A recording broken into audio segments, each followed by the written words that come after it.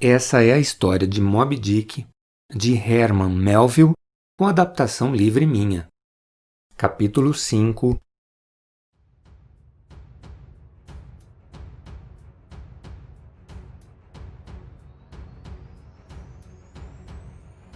Então chegou o dia de embarcar.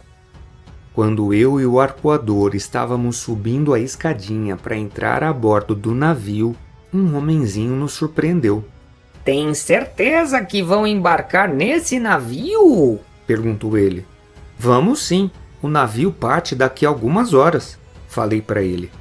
Ele tinha um rosto meio assustador, cheio de marcas de varíola, e ele tinha uma voz muito esquisita. Pelo jeito ainda não conhecem o capitão, e muito menos as histórias que falam dele. Eu, se fosse vocês, deixaria seus testamentos prontos antes da viagem. Que você tá falando, homem? Gritei com ele meio irritado. Deixem pra lá. O que está escrito, está escrito. As coisas não acontecem por acaso. E ele terminou de falar. O arpoador queria correr atrás dele, mas o sujeito já tinha ido embora. Aquela criatura esquisita me causou um medo muito grande. Um pressentimento de morte que eu senti aquele dia inteirinho. Eu fiquei sentindo a presença de alguns vultos meio estranhos à minha volta. Mas mesmo assim, uma hora o navio zarpou. Era Natal no hemisfério norte e o frio era cortante. Gelava até os ossos. Todos juntos fazendo esforço, nós conseguimos levantar aquela âncora enorme, içamos as velas e fomos saindo, nos afastando do porto. Em pouco tempo, o navio estava deslizando pelo Oceano Atlântico.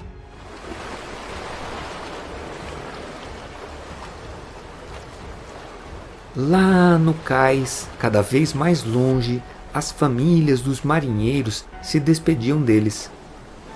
Toda vez que um navio baleeiro saía para uma viagem, ele tinha que encher os porões de óleo de baleia antes de retornar.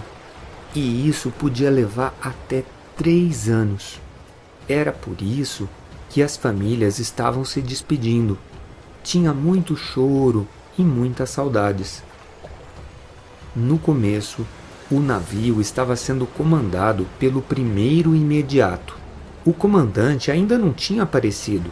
Ele estava fechado no seu camarote desde a noite anterior, ainda antes de embarcar.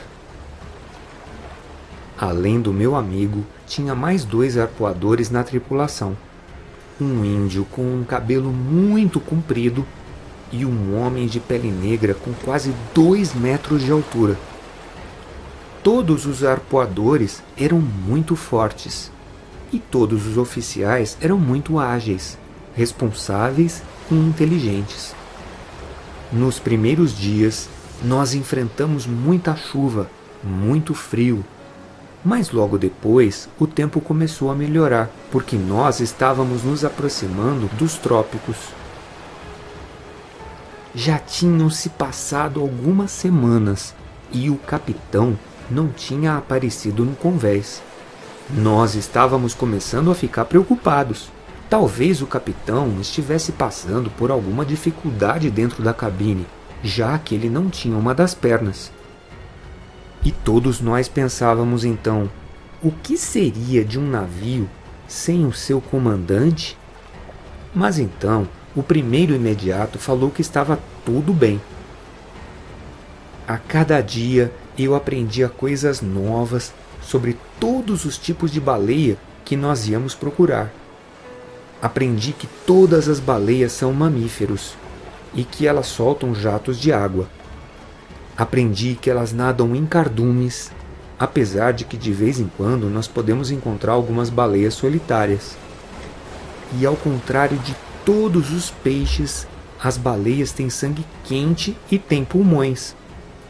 Aprendi também que as baleias mais comuns são as chamadas baleias da Groenlândia. Elas são quase sempre pretas e muito grandes. E por causa disso, elas são chamadas baleias negras ou baleias grandes. É delas que nós extraímos o óleo de baleia mais conhecido, aquele que é utilizado como combustível e para acender as lamparinas. Mas ele não é um óleo tão bom se ele for comparado com o óleo que é extraído de um outro tipo de baleia, o cachalote. Uma baleia que tem um valor muito maior, porque nós podemos aproveitar 2 tipos de óleo. E o cachalote é o único tipo de baleia que possui dentes. Dentes grandes, em forma de cone, com 10 centímetros de comprimento. E eles ficam todos no maxilar inferior. E além disso, o cachalote não é uma baleia mansa como as outras baleias. Quando é perseguido, o cachalote revida os ataques e aterroriza os pescadores. Mas como seu óleo é muito valorizado, os marinheiros aceitam se arriscar na sua caça. Eu estava fazendo parte de um grupo de marinheiros diferente daqueles que eu conhecia até então. Nós éramos caçadores de baleia, e eu não via a hora de ficar frente a frente com uma delas.